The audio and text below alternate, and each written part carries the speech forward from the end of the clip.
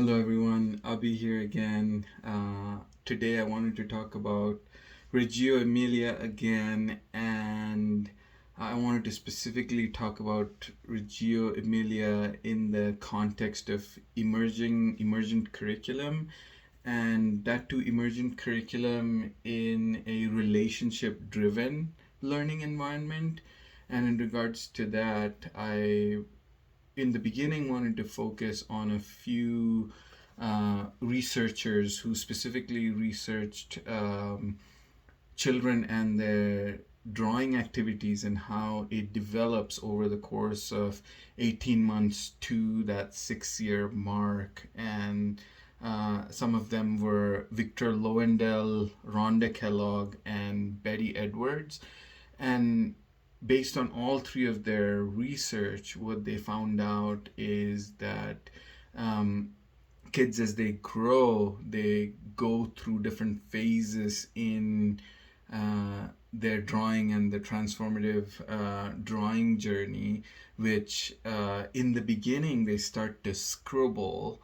They're just scribbling, and then they go to this phase of making symbols and shapes, and then slowly they go to a place of pre-schematic drawings where some of it starts to make sense and more shapes are emerging. And then as they go to that age of 4, 5, and 6, they go to the pictorial stage where they start to tell stories using all of this previous experience. But in order to enhance that journey, us as teachers and even parents play a very important role, and even the environment plays a very important role in that development. And that's where I wanted to point out some difference between the um, Western psychologists and this approach of Reggio Emilia, because Reggio Emilia focuses on more of a community approach where it's not just the individual, as compared with John Piaget, where in his perspective, kids develop internally and in various stages. But Reggio Emilia is saying that children are competent and capable, and they develop with others, not just internally, because the relationship between the parents, the teachers, the environment, and the children is what ignites that creativity in the children. And Reggio Emilia also talks about the curriculum being emergent based on the interest of the children.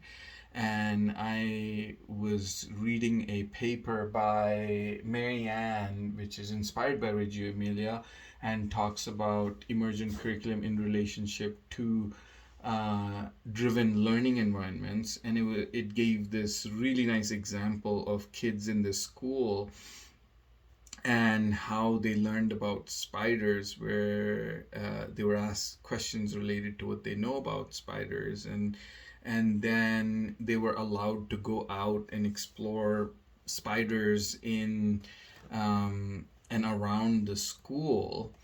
And then they made these maps about where they could find the spiders, and then they partnered with other students in other classes where they were making maps related to other things in other classes. And then they came in, and then the next thing you know is that uh, they found a tarantula, and they were allowed to bring the tarantula into the classroom, and I mean obviously in a glass case, and then they're using magnifying glasses to observe this tarantula, and then they start to draw different kinds of spiders. And in that learning process, the next thing you know is that there's a bug club in the school, and then there's a bug club journal, and the parents are reading stories related to spiders in the homes, and teachers are letting them unleash their creativity by um, playing around with sunlight and shadows and drawing spiders, and it's this beautiful collective emergent curriculum that develops. And actually today I experienced one of the most classic, most beautiful examples of emergent curriculum in a classroom. I was observing a 3D printing class, and this teacher was amazing teacher, almost 30 years of experience in the school, amazing classroom management, and he was teaching children how to create castles, build castles with this software, and some of them were done. And he's like, "Why don't you go observe some things in nature and find something?" And these two girls find two amazing chrysalis. One was turning dark, and one was still very light green. And then he's like, "Well, why don't you find out why one is darker and the other one is still lighter?" And then they find out that one is almost dying because of a wasp sting or something. And he's like, "Well, what do we need to do to protect this one that is still surviving?" Very open ended questions. And they're like, "Well, maybe we need to create a cage."